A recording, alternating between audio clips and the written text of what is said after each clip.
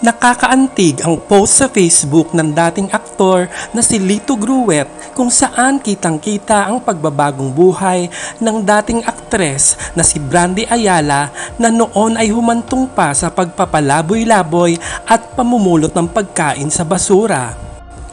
Pero dahil sa tulong ng isang organisasyon ay nabigyan uli si Brandy ng bagong pag-asa. Si Mr. Gruet na nag-rescue kay Brandy Ayala ay Executive Director ng Battle Against Ignorance Foundation.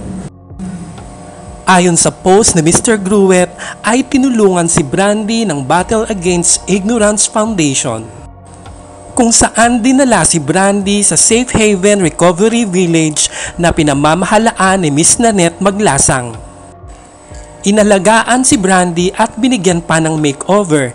Nagulat pa si Brandy nang makita ang bagong anyo sa harap ng salamin. Malayong malayo sa dating itsura na animo ay wala ng pag-asang makaahon pa sa kinasadlakan. Sa pagkagulat ay napawika pa si Brandy sa bago niyang itsura. Ako na ba yan ngayon?